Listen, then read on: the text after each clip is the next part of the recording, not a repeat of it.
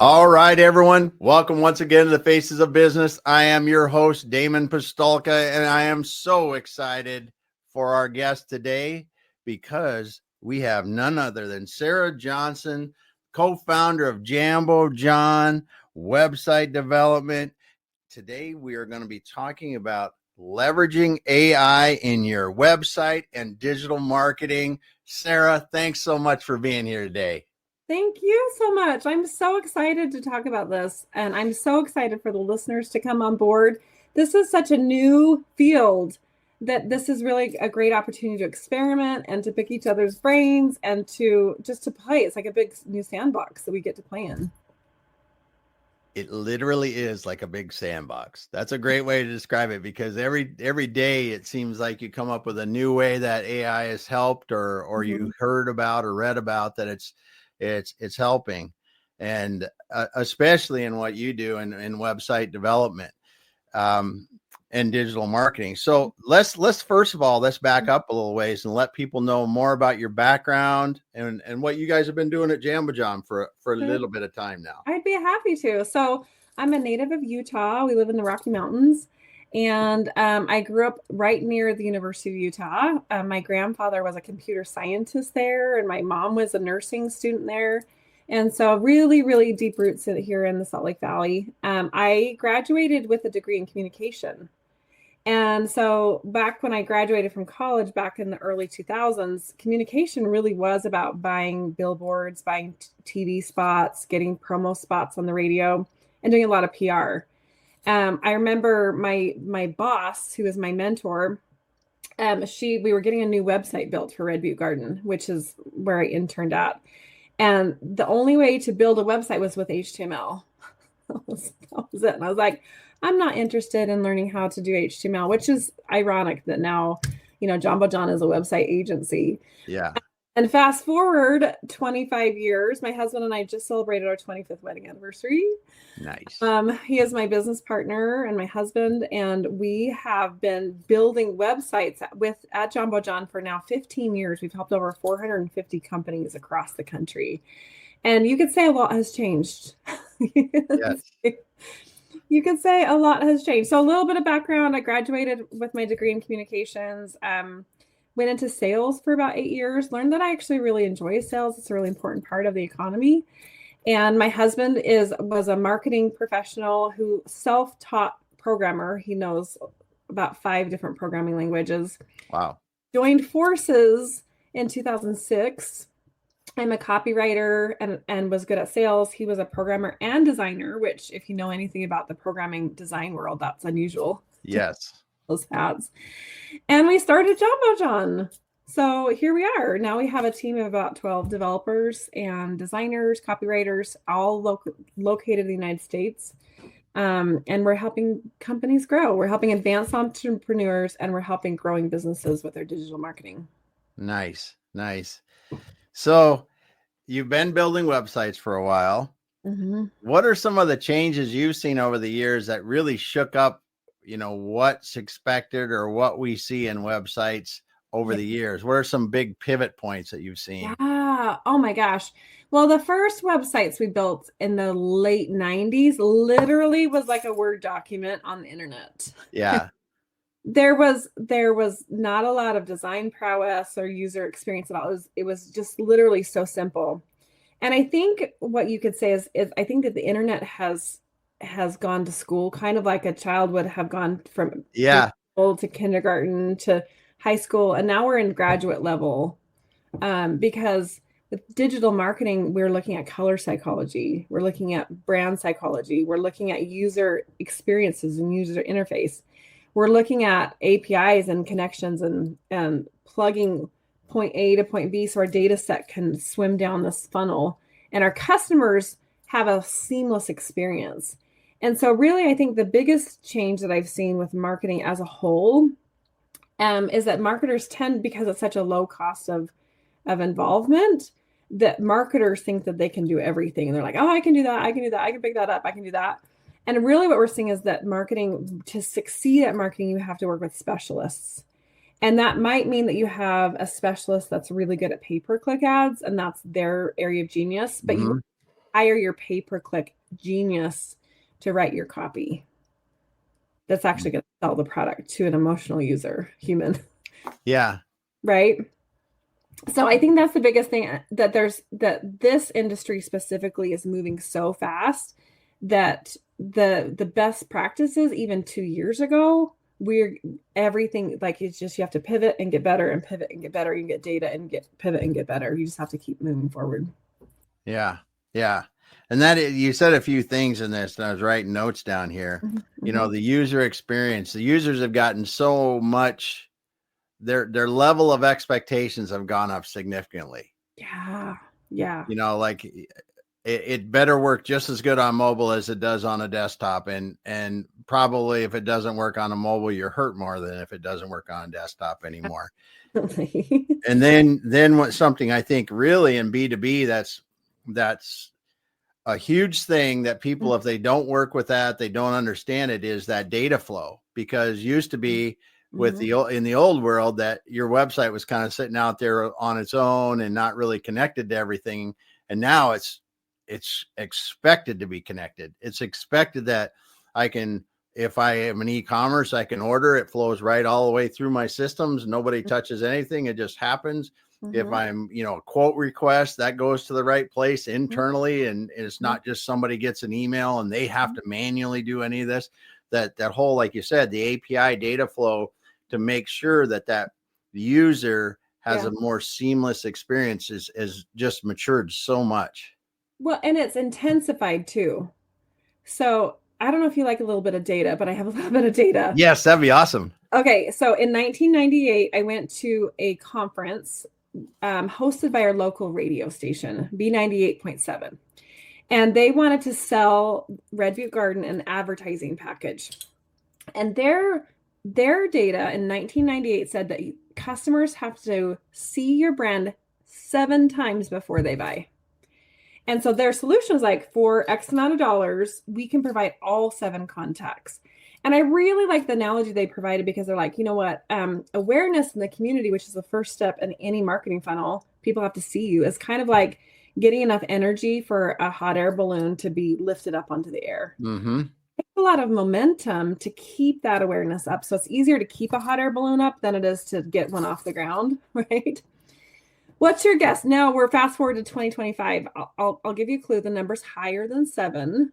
What's your guess? What's the data say now? What do you think the number is? 12.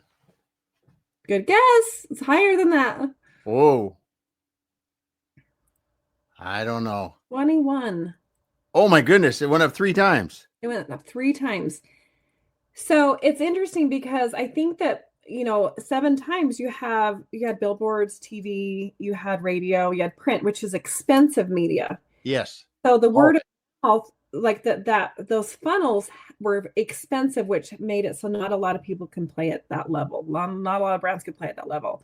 Now our cost of entry is a lot less, because you can start advertising for under $100, right? With social media, with all sorts of things. I'm not saying you should stop at 100, but now our communication system has to match the need for the 21 times. And I think we're doing that with technology, with APIs, with connections from different data sets, so that the experience seems flawless to the customer. It should feel flawless to the customer, but there's a lot of programming and a lot of manpower and woman power that goes behind making those smoothest transitions. Yeah. Yeah. So give an example of that for somebody that's just a person that doesn't know the technology behind it. Explain what we're talking about. Yeah. So there are CRM systems. CRM stands for customer relationship management. And the software does all the heavy lifting, where instead of having a Rolodex, or like the phone book where you have your data in that paper format, that all of the data is in a digital format. So what's happening, what we're seeing in the marketplace with AI and with software development, is that there is a widget, there is a software for everything. It's like we have our cell phones, and anything that you want to have happen, there's a plugin for that, or there's an app. It's so funny.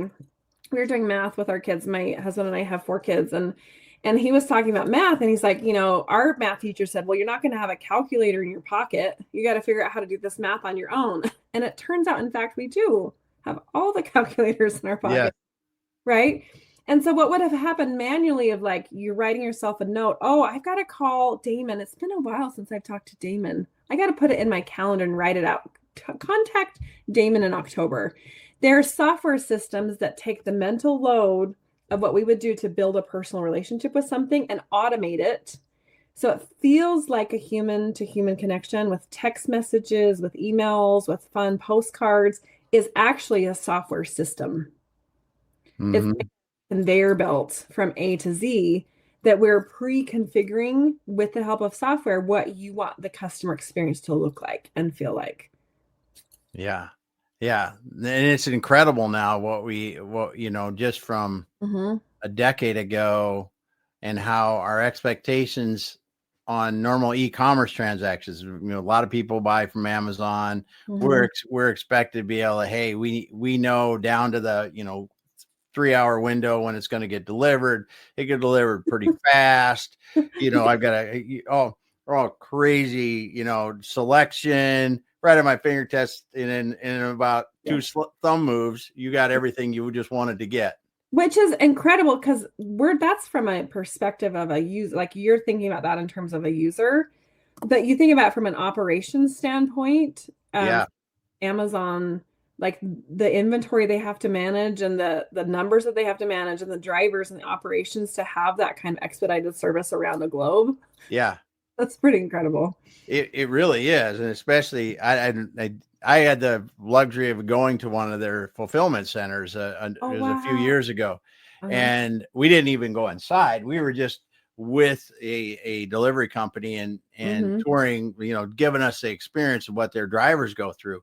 It is absolutely amazing how efficient that is run when you see hundreds of cars and vans and everything else rolling into a fulfillment center, loading up, all knowing exactly where they have to go. Everybody's got the on their phone or on their device, whatever it is.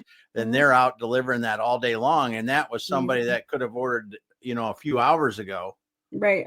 And they coordinate that effort. It's huge. It's amazing. And I think for the listeners, this can feel really overwhelming. Don't you think, Damon? Like, yes. As a business owner, I think it's like we want to have the ease of that system being built, and but it feels so overwhelming. So I actually like to think about this experience from an emotional standpoint, from the user standpoint. So are you okay if I pivot for just a second? Yes.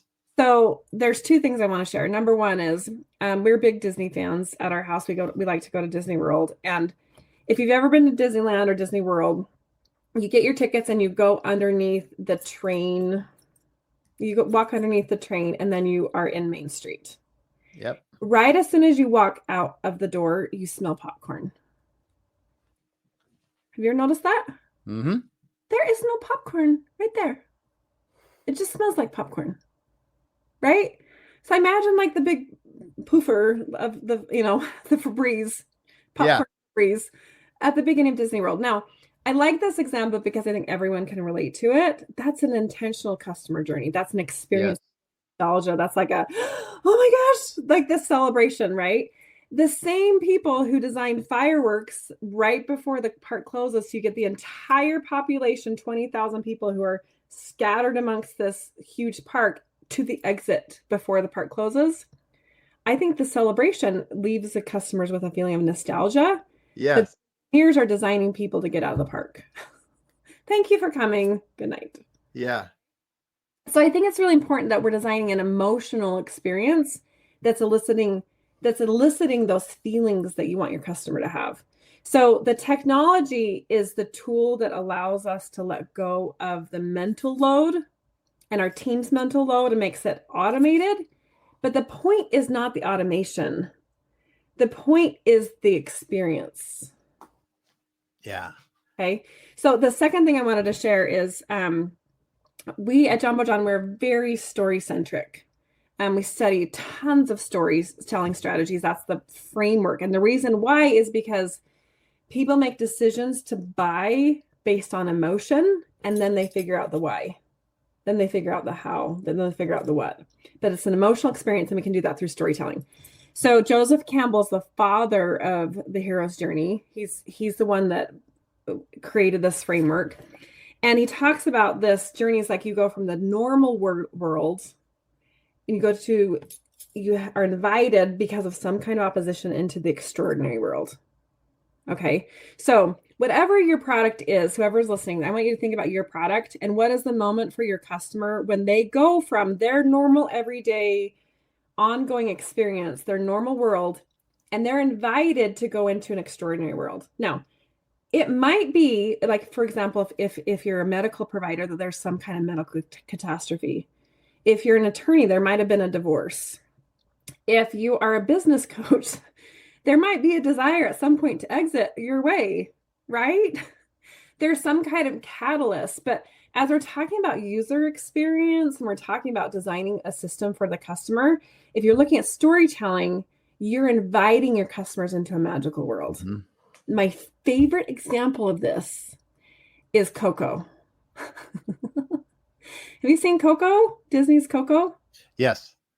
Okay, so you know when, and it's not at the initial transition, but there's a bridge of those orange flower petals, mm-hmm. and it's literally a bridge from the living world to the land of the dead, right? Mm-hmm. It's beautiful scene work. So as a business owner, I want you to think about what are the smells, what are the tastes, what are the visuals, what do you hear, what do you taste, what do you feel, and what's the experience? So like, I want you to design like your customers walking into the theme park, your customers walking into this magical world. What are they feeling? What are they thinking? What are they experiencing? And then use the software to automate it so it's easy. Yeah, that's a great point because you really have to think about the experience. Mm-hmm. Because it's so huge. It's so huge. And as you said, people make buying decisions, they're emotional, and then they try to substantiate their decision based on that emotion. Exactly. Yep. And we're not here to market because of fear. We're here to market because we can help people. Mm-hmm. Right. And so people are looking, they're up late at night, they're stressing out to their spouse, they're talking to their business partners with a problem. And if you come along and say, oh, I've had a problem and I solved the problem and this is how I feel, then what's going to happen is that their brain is going to say, tell me more. Nothing else matters besides solving that particular problem. And then they're going to find out exactly what you have to offer. Mm-hmm. Yeah. Yeah. That's awesome. That's awesome. Because that experience is so key. And like you said, designing the experience and then creating it digitally so people can feel it. Yes. And what I would recommend if you have a listener who's new to this is I would start with one experience, map out one experience. So I like to look at what is my offer that's going to make me money? What am I looking to sell in Q2 or Q3? Then I'm going to backtrack and say, what kind of free offer, what kind of free gift can I provide that's going to be a hook for that experience? What kind of communication can I lead up to buying that experience? Now, we've talked about the Magic 21, right? Most people that I tell that to get scared and feel overwhelmed. I was talking to a service provider recently, and we had a one-to-one, and he told me he changed his business. He grew his business from $5,000 a month in revenue to $2 million a month in revenue. And his contact strategy includes 96 touch points. So if you're in his database, you'll get 96 touch points a year. Yeah. Isn't that cool? And so talking to somebody like that, he made my brain get bigger, right? So I would encourage you, if you haven't yet started, start somewhere. And so what I like to do is just pick 5 ways you're contacting people and rinse and repeat. So it might be a newsletter. It might be your in-person networking. It might be Facebook ads. It might be social media posts. It might be a postcard. There's a bazillion ways you can do it. But just pick 5 and then you're going to rinse and repeat. If 5 feels like too much, start with 3. So you're going to build out one campaign for one offer. And then after you've presented the offer, continue that conversation. So this is where it's important to get software that's sophisticated enough that if somebody's on a path and you're like, hey, schedule an appointment, and you have 6 emails that say, hey, I really want you to schedule this appointment. Well, if after the second appointment, after the second email, they schedule an appointment, you don't want to keep inviting them to schedule an appointment because then they'll be confused. Yeah. Yeah. You hear me? Yeah. Yeah. It has to stop. It has to know that they've scheduled an appointment and at least stop or change into something else. Yeah. And there's different levels of tools, good, better, best, that you can purchase and you can utilize, but that's just something in terms of a user experience that's helpful. Mm-hmm. Yeah. And it really is amazing now with simple tools, how well you can improve that communication path. And I think that's one of the things that we really see is that, you know, in just using websites now, you expect to get almost an instant confirmation if you've ordered something or you're on a website, right? Even in the chat, the website chats now, they expect that thing should come up, that thing should work fast, to the point that even me at my age, if I'm going like on some of my sites for say my phone or something, I want to use chat because I know that's a faster option for me to get the service I need. And people are these expectations are really changing in how we get things done. Yeah, absolutely. And I would recommend like to have a schedule where you're coming back to test your own system. Yes. Periodically, like what is it like in incognito mode for the user? And periodically just test it to make sure that it's working right. Because people who don't know you or aren't familiar with you probably don't love you enough to be like, hey, I didn't get a confirmation. They're just gonna go away and you won't know about it. Yeah, that's a great point because you know, a software update, some other change can lead to something that stops something that could be really vital to your business. Yes. So a couple things that we're seeing a lot of that I want to encourage any of the listeners today, back up your site. Take 5 minutes and make a backup of your site that's off of your website. There's a tool called Updraft that we really like. There's a lot of different tools, but just do it. Like just, you know, like you get your teeth cleaned, you get these things done, you get your oil changed, make sure you have a backup of your site because if something happens, then you always know, and you can schedule them to happen regularly.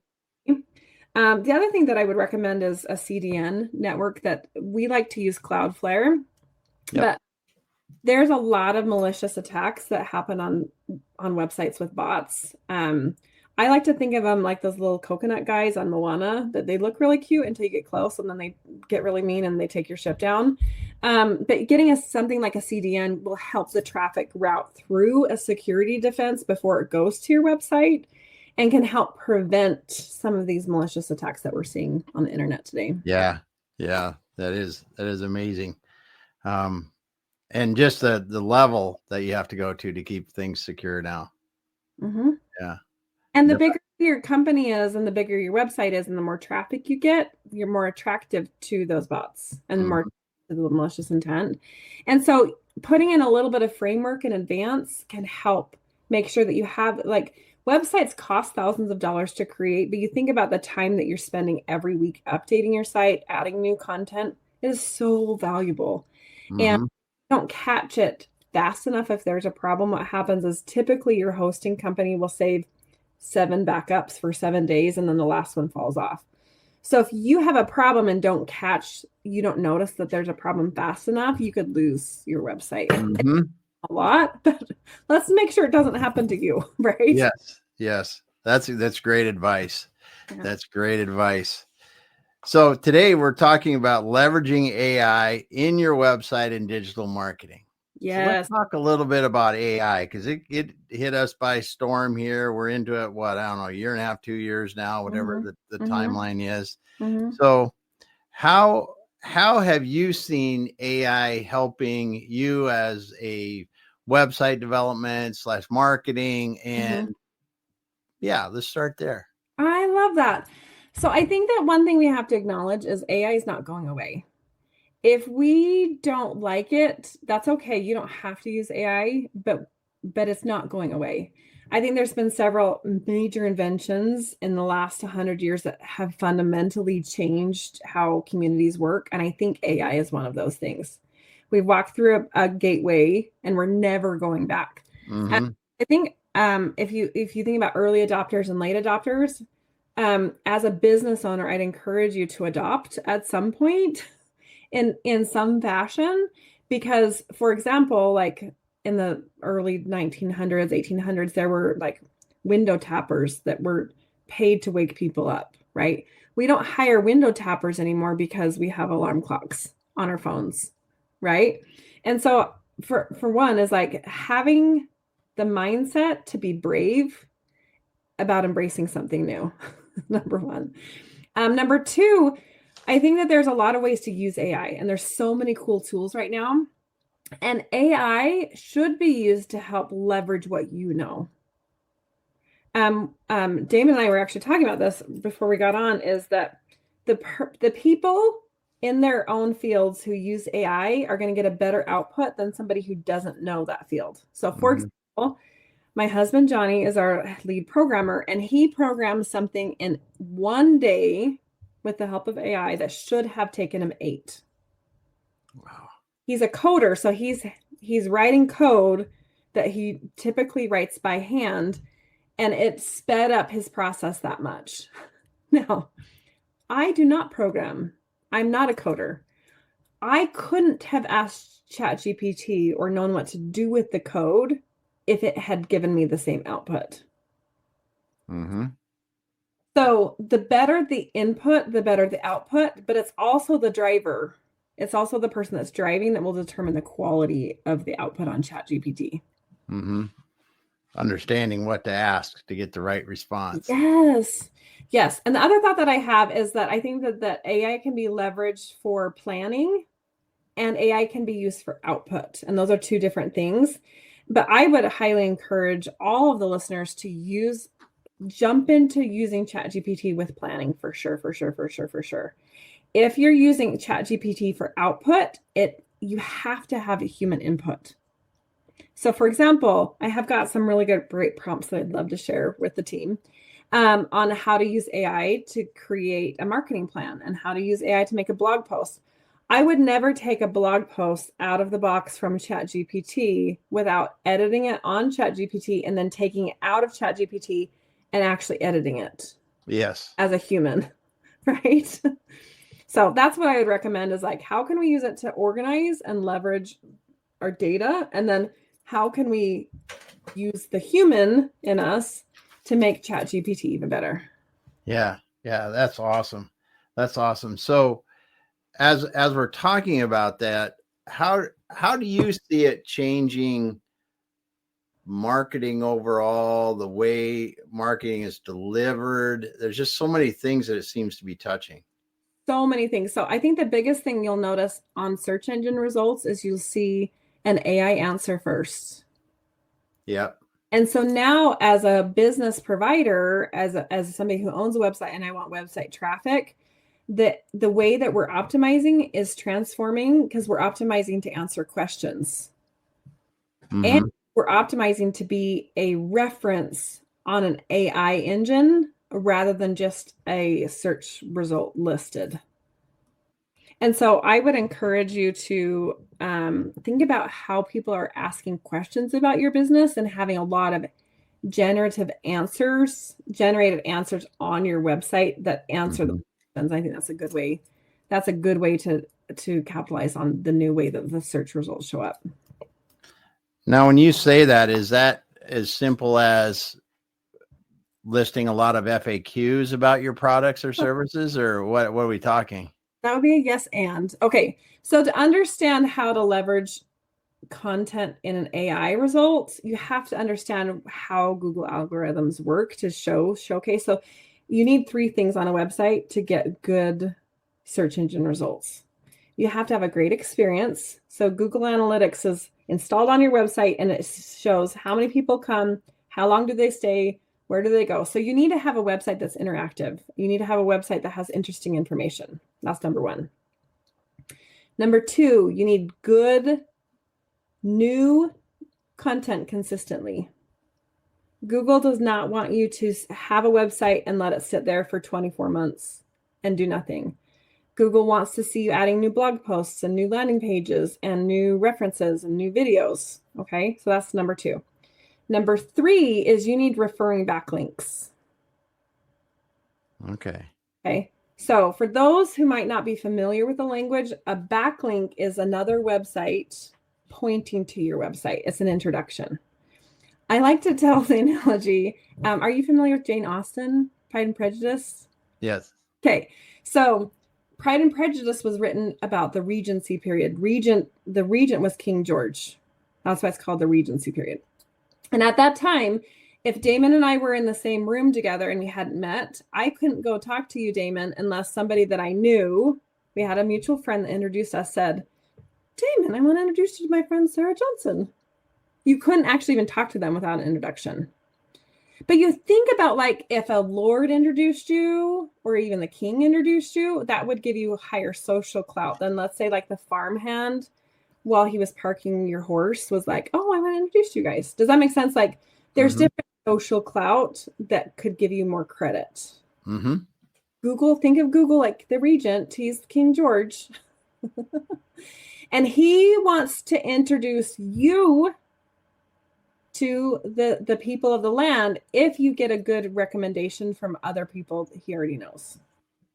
How do we do that? Backlinks. So Google has what's called a domain authority, where it's like a credit score. It tells you how much clout you have. And so if you have a backlink or an introduction from a domain authority website of 90, for example, 1 out of 100, 90 is really high, compared to a backlink of somebody that's like 15, you're going to have more clout, more credibility with that score. So that's the basic SEO 101 in terms of how do you get rankings on Google. Then we add AI to the mix. So what I would recommend is as we're noticing those 3 things, good user experience, consistent new content, and backlinks, that consistent new content we're talking about needs to be answering questions. Yeah, because if you think about what is happening now, it's not just putting up an article about information.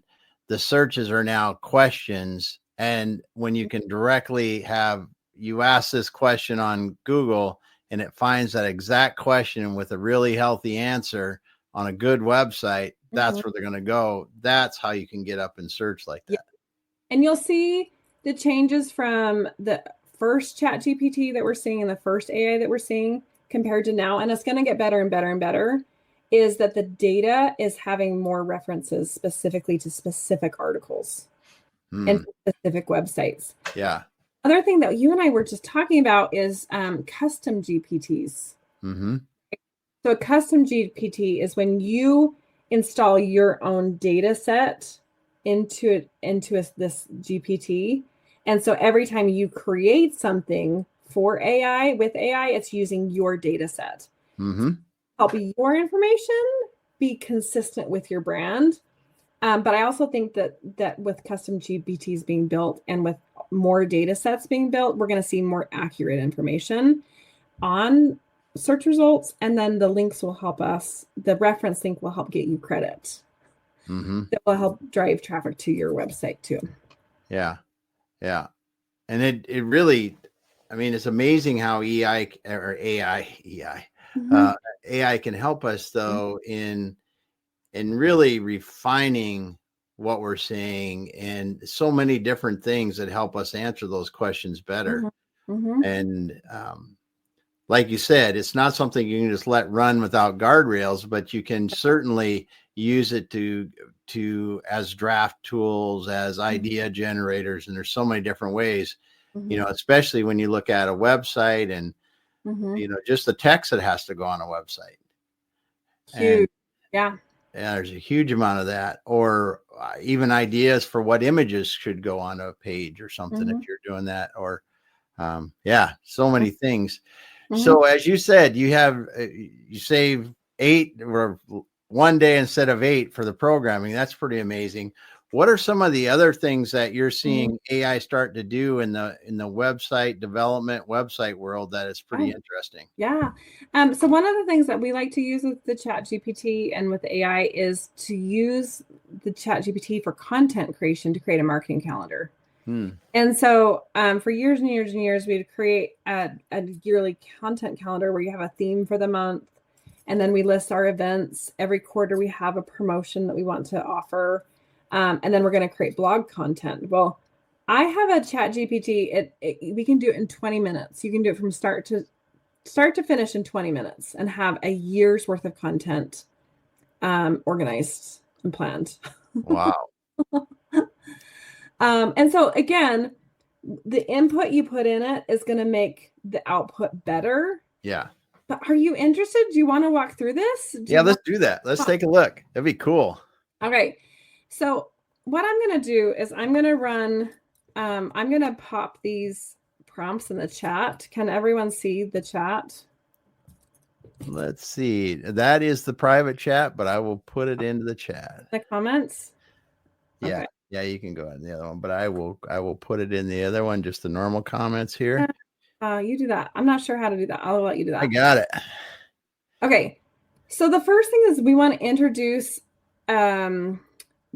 introduce what your business is. And this is information that is going to be generic. So Google or the chat will be pulling data from the generic internet, right? But we want to give the Chat GPT a little bit of information. So I run a business with a physical or digital presence located in, and you can add your city, and I sell Y. So for me, I would say I run a digital presence. I run a website development agency and digital presence in Draper, Utah, and I sell websites. Okay. So that we're not asking anything yet. We're just telling ChatGPT reference point. Okay, the second prompt, and this is the most valuable prompt I've discovered, is ask ChatGPT to ask you questions before you tell it what to do. Have you done that yet? So then you're going to say, please ask me 20 questions about my business that will help me build a well-rounded marketing campaign. Now, you could say, ask me 20 questions about my business that will help me to fix my HR. Ask me 20 questions about my business that will help me with my operations. You can take this. This is honestly, Damon, and I don't have any original ideas. I did not come up with this, but I think this is what is the difference between an okay solution and a really, really, really good solution. Ask ChatGPT to ask you questions.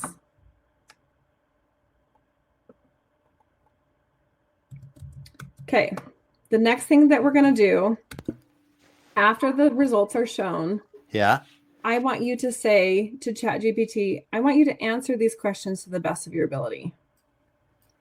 And very cool new thing, there's deep research. Damon, tell them about what you said about deep research. Oh, yeah.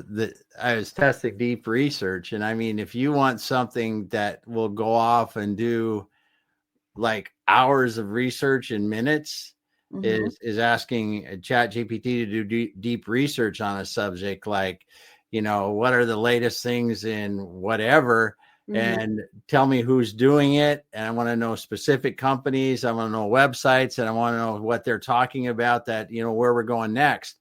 And it goes away for 10 minutes sometimes or more, and comes back with very succinct information that can help you learn a lot more about that and really help you make better decisions. Isn't it amazing? Yes. I was thinking about it for market research, right? I wasn't using it for market research in the fact, but how many times, even in what we're doing, if it's somebody wants to know about, what's your market like? Most business owners don't know what their market demographics are very well, right? In best, they got a good idea, but this would be something that you could really describe it a lot and succinctly, because it would go out and actually find the data and deep search to find the data, and bring it back to you. Yes. It's so cool because, like we talked about, the better the input, the better the output. But output is getting better based on how much information you want. Yeah. Right. So on ChatGPT specifically, there's a free version. And I think that this deep search is available with the first paid tier. It's like First paid tier it is, yes. Right. Right. Yeah. Which is so cool. I'm going to go ahead and put the rest of our prompts in here. Very good. It just says, now develop a marketing plan based on the information I provided above. Yeah. In a minute, I'll do a screen share and I'll show you guys my output for my keyword research that I did. It took me 3 minutes to do some really cool keyword research that we're saying, now make me a marketing plan. Now, what I like to do is I like to give a little bit of information into what I want. So when I'm doing a marketing plan, I want a monthly theme, and then I'm showing here 4 blog post articles. Very cool. You could go into like, hey, give me 10 ideas for offers for my web development business, or give me 10 ideas for offers. I have a restaurant that sells cinnamon rolls. Tell me so you can be really specific and dive into the data. The other really fun thing you can do, and I don't know if you've done this yet, Damon, is you can tell ChatGPT to write with a fun voice. So you can say like, write as if I'm a cowboy from Arkansas in the 1960s. You can say, write it as a poem, do it as a Shakespearean iambic pentameter poetry. Yes. So you can, but I like my students when I'm teaching classes to play with it, because it just opens your eyes. It's so shocking that a prompt can make things fun, or it can make them unique or different. Yes. And I think when I talk to people about it, and when I explore how people are using it, or where it provides a ton of benefit, is really when you've got the blank page syndrome. And it could be that I'm starting to write, I've got to create something, and it doesn't matter if it's a spreadsheet or a document or a presentation. I mean, I've used it to go, okay, here's the kind of presentation I want to this kind of audience. I want to do it in I've got 30 minutes to do it. And I want, 20 minutes in the presentation. I want 10 minutes for good conversation after it. Tell me what I should have on the slides, the titles, and, and just keep working into the details down, even into the talking points for each slide. And then on top of it, you go, okay, for the discussion after, what are some great questions I should ask the group to really get the interactions that we want? Yes. So because, we often are very good, or very technically understand what we're doing, how we're doing it, all that kind of stuff. But when it is to really teach someone else, is where our experience prevents us from we're really looking in their perspective as much as we could by using a tool like this. Yes. And I love what you're saying, Damon. And I think that, it's like obvious, but I think that we might be missing it, is that because ChatGPT and AI is like this shiny new toy, we forget that we're the magic. Yes. Right? Because you're exactly right, because it doesn't work unless we prompt it. Yes. And it doesn't work unless we tell it what to do. Right. Exactly. And you have been in this industry, I don't know, how many years? Couple years. Few. Decades. Yeah. So whether as a listener, you've been like, you're a brand new business owner, or if you've been in this business for 30 years, you are the magic. Your experience and your knowledge and your application of the experience is the magic. And so while this is the shiny new tool and it's making things like zip, zip, zip, and it's super, super fast, don't forget that it's the human connection that matters. It's the human relationship that matters. And so then what can happen is you spent less time getting a really good presentation prepared, so you can be totally present with your audience, and you can be totally engaged in solving their problem because you're there. ChatGPT is not going to close the sale. No. ChatGPT is not going to nail the presentation, but it's going to make you preparing it so much faster. 100%. And it just gives you that different perspective, different ideas that help to really release more that you have in you. Yes. And then it can also prompt things like you said, is like, oh, I hadn't thought about that. Oh, tell me more about that, and help me organize my data. Right. Yeah. So today I'm going to do a screen share if that's okay. Yeah, go ahead. I'll go ahead and I can like kind of slide through these. I'm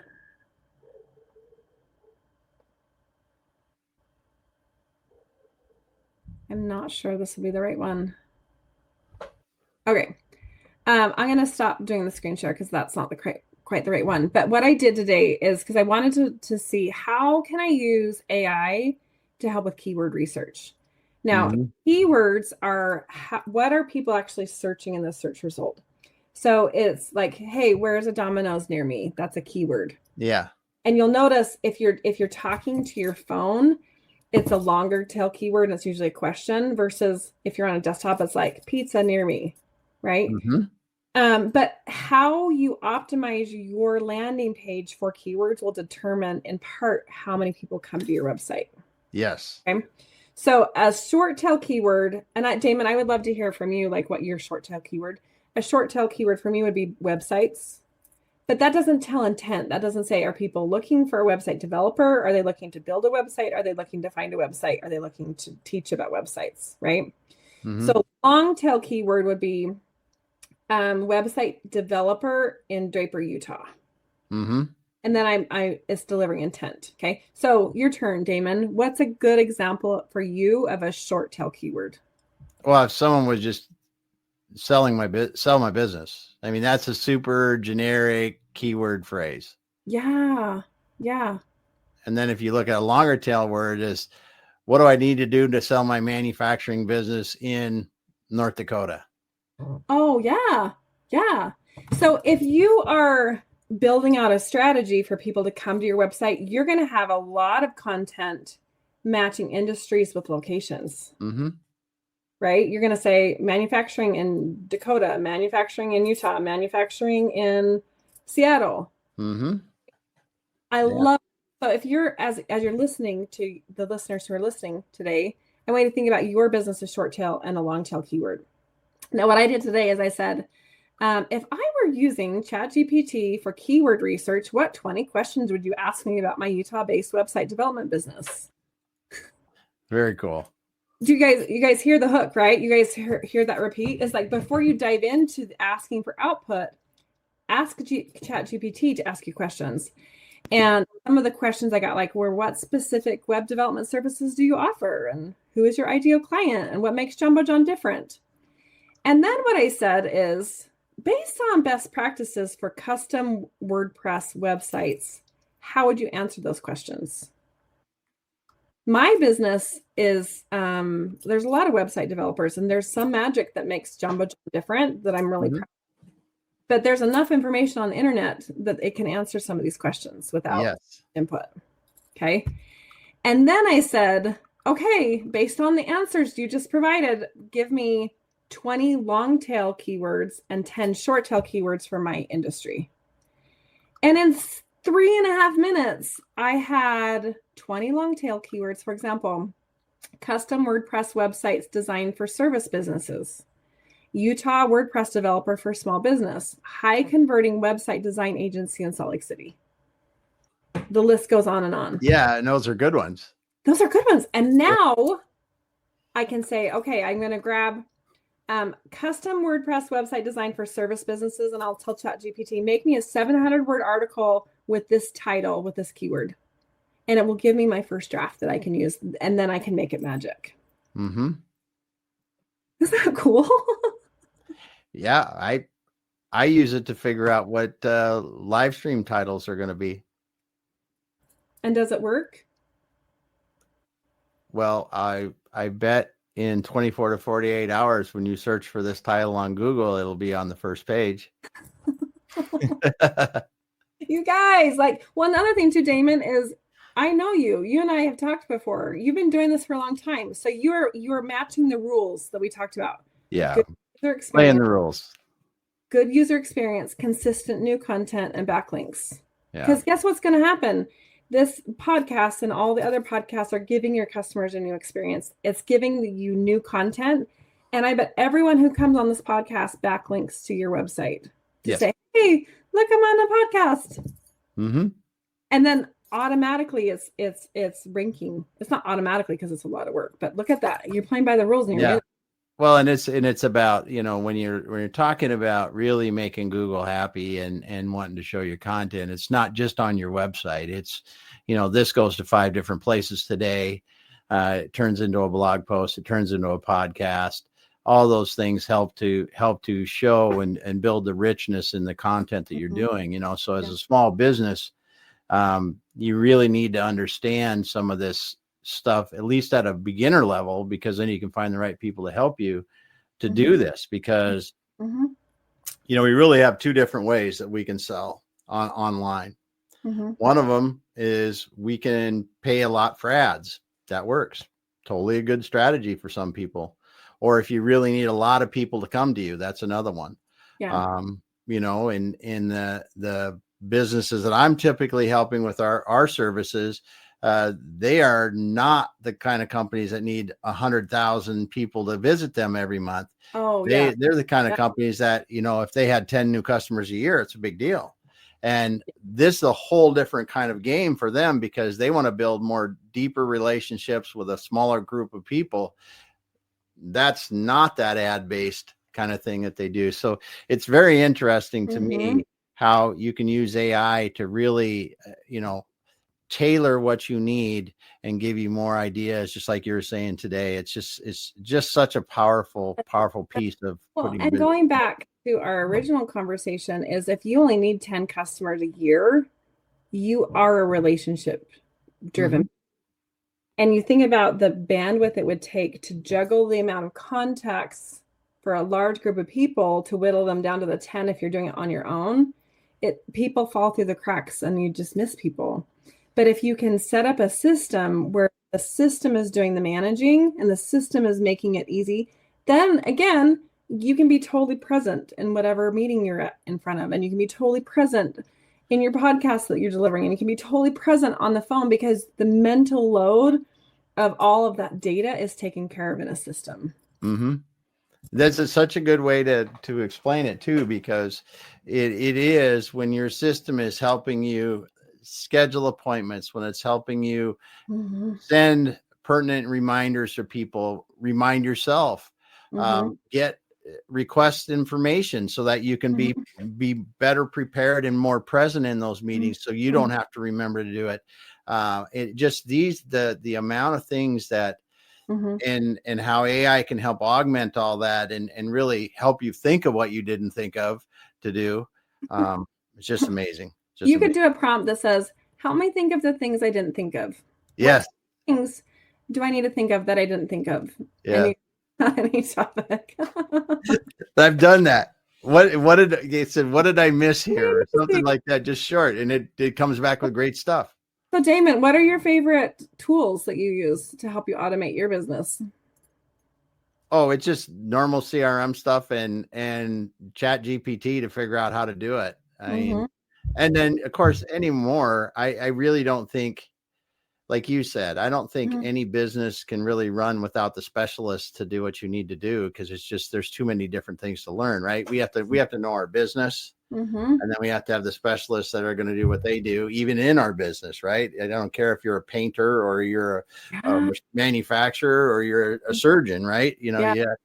All of them have to have their specialists that do what they do in their business. And when we look at the systems behind it, it really is as simple as find something that works in your industry or for your size of business, and then make sure you got somebody that knows how to build it out technically. Because these things it's not like you have to go to any special system. It's just you have to have the right people to help you use it right.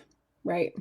Yeah, absolutely. And you can do you can do pros and cons or comparison too with ChatGPT. Yep. You say, I want to automate my podcast transcription. Yep. Give 5 options and do pros and cons with costs and deliverables, and then ChatGPT can do the work, right? One other thing that I wanted to share is at Jumbo John, we do websites. One of our core values is time. Time is a gift, and time is the only thing we can't get back. And I think that as an entrepreneur that's going into advanced entrepreneurship and then into a growing business, is really valuing our time. Yes. It'd be really scary to give away a responsibility or to delegate or task because it takes money. It's either time or money. But you can't scale a business if the entrepreneur, the founder is doing all the things. Yep. Right? No, you just can't. You just can't. I mean, go read the book, Buy Back Your Time. Read 10X is greater than 2X. I mean, these things, there is no way you can scale your business fast enough if you don't find good, trusted partners to help you do what they do awesome, because you have your own unique ability that you can hone and get better and better and better, just like an athlete, right? Mhm. They have goalies on soccer teams. They have quarterbacks on football teams. They have centers in a basketball team. They got pitchers and catchers in baseball or soccer or softball. I mean, and there's a reason why there are specialists. Mhm. And the team together with all the pieces wins championships. The individuals do well in what they do, but they can't win a championship without them being together. And that's really how I like to look at, even if you have a single person business, as soon as you can, you need to start figuring out who are the experts that I need to bring around me that really can help me to augment where I'm not the best, and I shouldn't be spending my time, because I really need to keep getting better and better at what I am good at and what people pay me to do. Yeah. And the cool thing about this conversation is for those solopreneurs, ChatGPT can be your first hire for $20 a month. Yep. Definitely. You're never going to be able to hire somebody for $20 a month. Yeah. It's a good investment. But that can be a good bridge into business planning and strategy and production, right? So that individual can really focus on what they're good at. Yeah. And it just so much more as you have a business and setting up process and procedures, because when you look at things, the AI is so good at helping you organize. So good. Yeah. Yes. Oh my gosh. It's so fun chatting. Good stuff, man. It's so much fun talking to you, Sarah. I just thank you. Thank you for coming and being on today and talking about leveraging AI and in your website and digital marketing, because and for folks that got in here late, go back to the beginning, because Sarah dropped a ton of great information, and reach out to them at Jambo John. They do a great job there with websites and WordPress websites and getting your digital presence established and really, like you said at the beginning, creating that experience for those web visitors so they know what you really are about. Thank you so much. Thank you so much for letting me be part of your tribe today and sharing and chatting. It's just a fascinating topic that's new to everybody. And so it's really fun to experiment and learn from each other. So thank you so much. Yes. Awesome. Well, thanks everyone for being here today. Thanks for the comments today. We had Fatima in here late. We had some other people in there. I can see there's a lot of people watching. We enjoy those people that are watching and love the people that take the time to comment. Thank you so much. And like I said before, if you got in this late, go back to the beginning, because Sarah dropped a lot of golden nuggets about using AI in different ways. There's a lot of prompts she dropped in here, a lot of things she talked about that can really help you get started or improve your use of AI. So, Sarah, thanks so much for being here. Hang out with me just a moment. We're going to drop off the live stream and finish up.